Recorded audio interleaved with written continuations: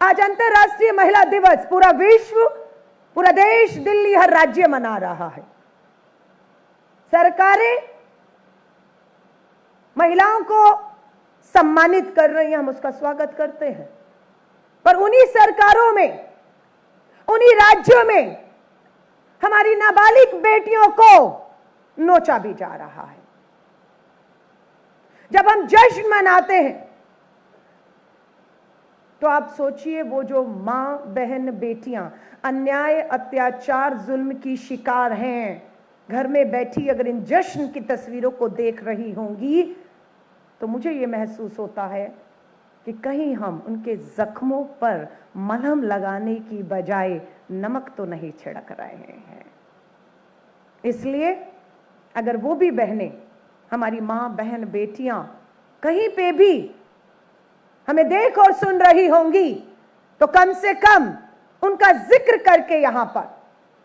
उनके साथ हो रहे अन्याय के खिलाफ, अगर हम ये बात कर रही हैं यहां पर कि हम उसके साथ हो रहे अन्याय के खिलाफ, महिला कांग्रेस न्याय का हक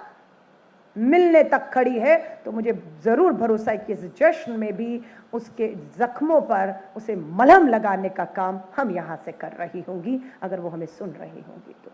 हां या नहीं? मैं आपसे हाथ जोड़कर यही कहूंगी,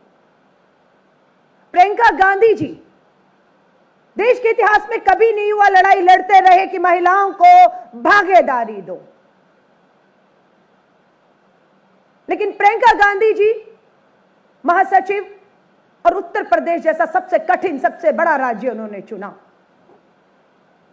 कोई छोटा सा राज्य चुन सकती थी जहां पर प्रयोग करती, कामयाब होती, सरकार बनती, पर नहीं, उन्होंने प्रयोग करने के लिए चुना उत्तर प्रदेश।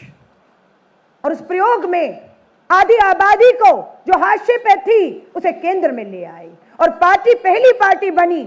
और वो पहली महासचिव, और वो भी महिलाएं हैं। शायद इसीलिए हो पाया कि 40% आरक्षण का ऐलान पार्टी के अंदर उत्तर प्रदेश के विधानसभा चुनाव में कर दिया जाता है। कम से कम 150 बहनें, उसमें से बहुत सी बहनें आज भी यहां पर बुलाई गई हैं। मालूम था आसान नहीं है, सोचा तो यह था प्रियंका गांधी जी पार्टी ने कि 40% महिलाओं को 403 की विधानसभा में 150 बहनें उतरेंगी तो दूसरे दल भी थोड़ी सी शर्म आएगी, थोड़ा सा महिलाओं के सोचेंगे, तो महिला प्रतिनिधि कांग्रेस की जो उम्मीदवार में थी महिला उम्मीदवार, उसके सामने अपनी महिला उम्मीदवार दे देंगे तो जीते हारे कुछ भी हो महिला पहुंच जाएगी। लेकिन ऐसा नहीं हुआ। दूसरे राजनीतिक दलों ने उत्तर प्रदेश में हमारी इन बहनों के सामने धन और बल से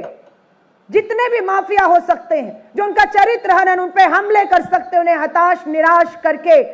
चुनावी मैदान से बाहर करने के उनके प्रयास थे। लेकिन मैं सलाम करती हूं प्रियंका गांधी जी को, सलाम करती हूं उन 150 बहनों को जिन्होंने उत्तर प्रदेश की धरती पर इस चुनाव को लड़ने का फैसला किया और वो लड़ी। परिणाम कुछ भी रहे हो, परिणाम कुछ भी रहे हो, लेकिन मैं इस बात के लिए उन्हें एक बार फिर सलाम करूंगी, आपने परिणाम स्वीकार किए लेकिन आपने हार स्वीकार नहीं की और आपका सफर आज भी जारी है और वो सफर आपको यहां तक भी लाया है।